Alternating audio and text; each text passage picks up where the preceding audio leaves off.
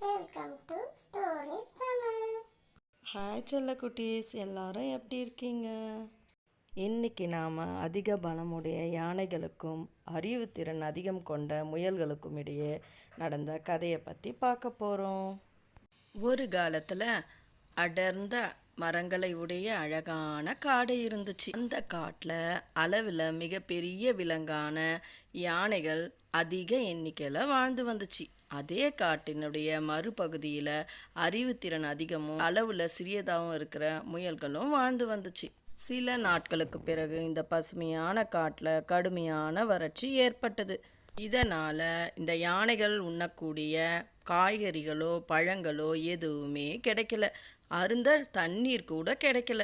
இவ்வாறு அவதியுற்ற யானைகள் தன்னுடைய தலைவன் வீராயிடம் முறையிட, நாம் காட்டின் மறுபகுதியில் இருக்க நீர்வளம் மிக்க இடத்திற்கு சென்றால் நமக்கு அனைத்தும் கிடைக்கும் என்று சொல்லி தன்னுடைய நண்பர்களை அழைத்து கொண்டு காட்டினுடைய மற்றொரு பகுதிக்கு நகர தொடங்கிச்சு.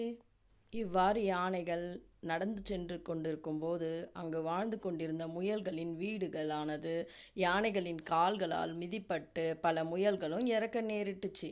இது பார்த்து பயந்த முயல்களானது தன் தலைவனான சீனுவிடம் முறையிட, நீங்கள் யாரும் பயப்பட வேண்டாம், அதற்கு நான் ஒரு திட்டம் தீட்டுகிறேன் அப்படின்னு சொல்லுச்சு. இதற்காக முயல்களின் தலைவனான சீனு யானைகளின் தலைவனான வீராவை சந்திக்க தயாராச்சு. யானையை சந்தித்த சீனு முயல், வீரா, நீங்கள் எங்களுடைய முயல்களின் பல வீடுகளை அழித்ததோடு இல்லாமல் பல முயல்களின் உயிரையும் உங்களால் பறிப்போனது. இதை கண்ட சந்திரனுக்கு உங்கள் மீது மிக்க கோபமாக உள்ளனர் என்று சொல்ல, அதை கேட்ட யானை, வீரா, எனது நிலவுக்கு என் மீது கோபமா? என்னால் இதை நம்பவே முடியவில்லையே அப்படின்னு சொல்லுச்சு. அதை கேட்ட முயல், நீங்கள் நம்ப வேண்டாம் வீரா, நாளை முழு நிலவு நாள் அன்று காட்டிலுள்ள ஏரி பகுதிக்கு நீங்கள் வந்தால் நிலவுடைய கோபத்தை உணரலாம் என்று சொன்னது. அவ்வாறே அந்த யானையானது தன் நண்பர்களுடன் அந்த ஏரி பகுதிக்கு சென்றடைந்தது.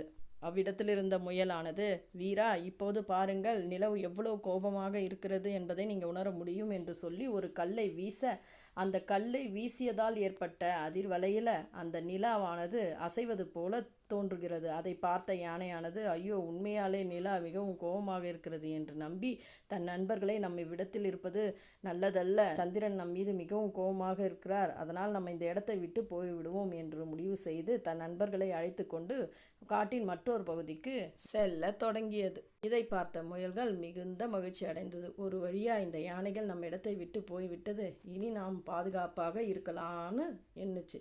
சில நாட்களிலே அந்த காட்டில் மழை பெய்ய அந்த வறட்சி மிகுந்த காடு மீண்டும் பசுமையான காடாக மாறுச்சு. இதை கண்ட யானைகள், நிலவுக்கு இப்போ நம்ம மேலே கோவம்லாம் போயிட்டுது, அதனால தான் நல்ல மழை பெய்யுது அப்படின்னு எண்ணி மிகுந்த மகிழ்ச்சி அடைந்தது. ஆனால் இந்த அறிவுத்திறன் கொண்ட முயலுக்கோ உண்மை என்னவென்றது தெரியும்.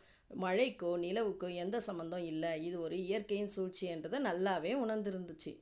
இதன் மூலியமாக அதிக வலுவுடைய ஒருத்தர் தான் எந்த காரியத்திலும் வெற்றி பெறுவாங்கன்றது இல்லாமல் சில சமயங்களில் அறிவுத்திறன் கொண்டவர்களாலேயும் பலமுடையவர்களை வீழ்த்த முடியுன்றதை உணரலாம்.